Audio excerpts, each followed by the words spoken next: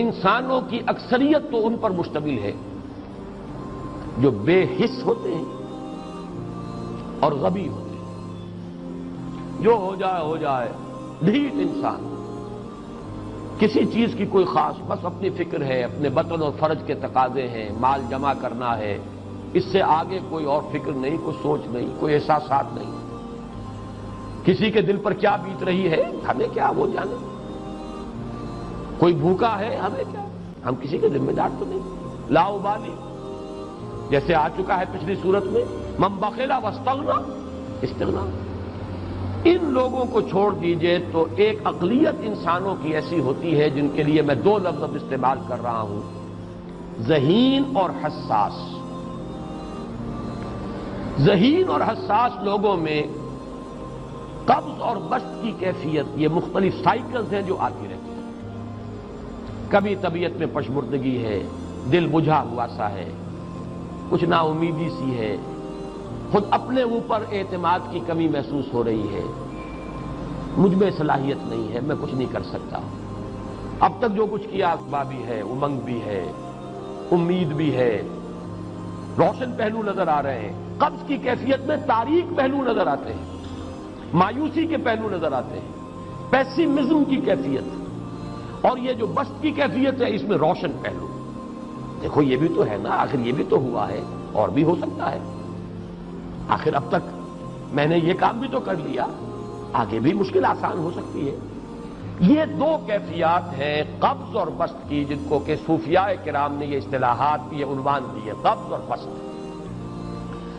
جتنی انسان کے اندر حساسیت کی کیفیت زیادہ ہوگی، ذہانت زیادہ ہوگی، اتنا ہی یہ جو ویوز ہیں اس کی ایمپلیٹیوڈ زیادہ ہوتی ہے.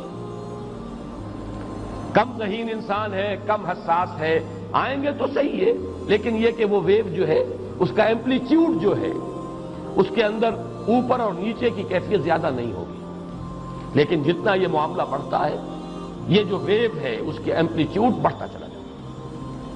لیکن نارمل انسان کا معاملہ یہ ہے کہ یہ حدود کے اندر رہے. اسی کی ایک کیفیت جو ہے ایب نارمل جب ہو جاتا ہے، یہی ہے جو جدید ہماری جو سائیکولوجیکل میڈیسن ہے اس میں اسے مینیکس ڈپریسو سائیکوسس کہا جاتا ہے. مایوسی ہوئی تو اتنی ہوئی کہ جیسے کمر ٹوٹ کر رہ گئی. اور اسی ڈپریشن میں ہوتی ہیں خودکشیاں، خودکشی کر جاتا ہے ڈپریشن. کچھ روشن پہلو نظر ہی نہیں آ رہا. اور جب کیفیت ہوتی ہے انشراح کی تو آدمی خوب بھاگ رہا ہے، دوڑ رہا ہے، امنگ ہے، محنت ہے، دوڑ رہا ہے، امیدیں ہیں.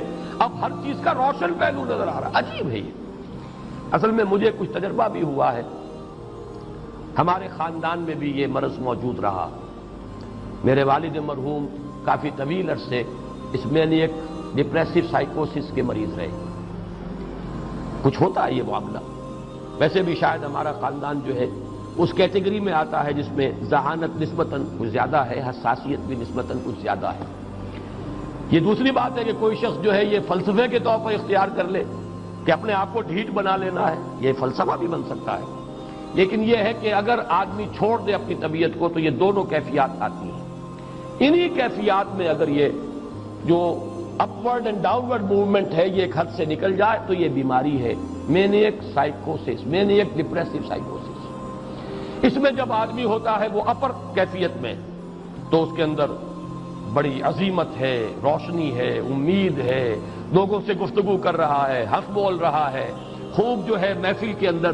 اب وہ محفل میں اسے دلچسپی محسوس ہو رہی ہے اور اسے ہر چیز کا روشن پہلو نظر آ رہا ہے، خود اپنے وجود کا بھی روشن پہلو، دوسروں کے وجود کا بھی. دوسروں کی بات میں سے بھی وہ اچھا پہلو تلاش کریں گے، وہ برا پہلو تلاش نہیں کریں گے. جب دوسری کیفیت ہے ڈپریشن کی، ہر ایک کی بات میں کوئی برائی نظر آئے گی، کوئی اس کی نیت کا فطور ہے، کوئی فساد ہے، کوئی یہ جو ہے بدنیتی کے ساتھ یہ بات کر رہا ہے، کوئی خیر کہیں ہے ہی نہیں، برائی ہی برائی ہے، مایوسی ہی مایوسی ہے، بدلی ہی بدلی. یہ ہے در حقیقت وہ کیفیت. اس کو غالب نے بہترین انداز میں تعبیر کیا ہے. ذہین اور حساس انسانوں میں ان کی جو ترقی ہے وہ انہی مراحل سے ہو کر گزرتی ہے.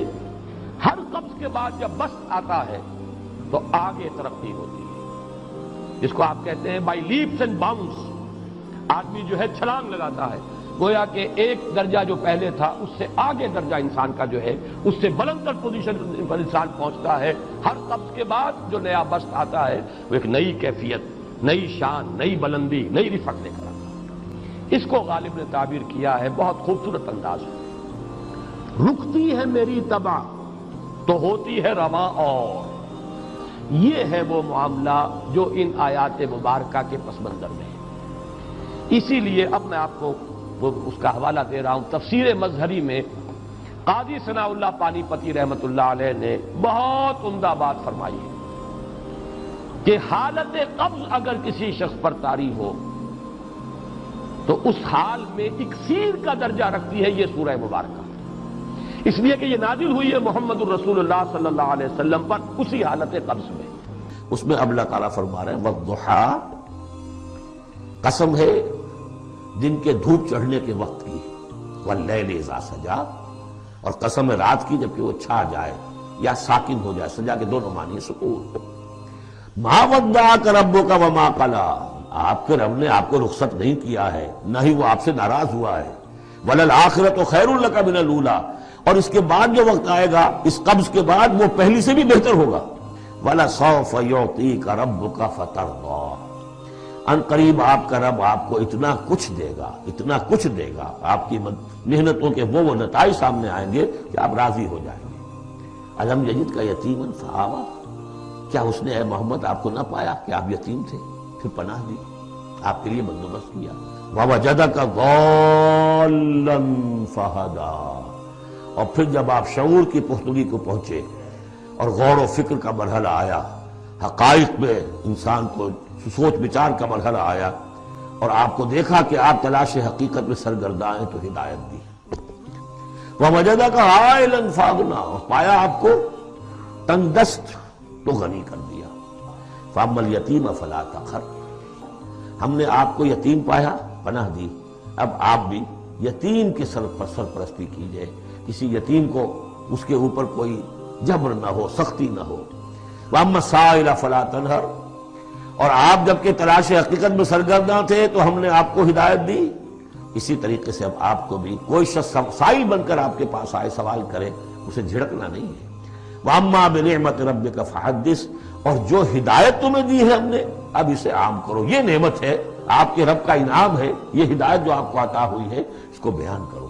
اس کے بیان کرنے میں یہ بھی ہے کہ اللہ کے انعامات کا چرچا انسان کرے اس کا شکر ادا کرنے کے لیے، اور یہ بھی ہے کہ اس کو پھیلائے اور عام کرے، دوسروں تک پہنچائے، ورنہ وہ بخل ہو جائے گا کہ وہ دولت جو ہے ہدایت کی اس کو آدمی صرف اپنی ذات تک محدود رکھے اور اس کا جو خیر ہے وہ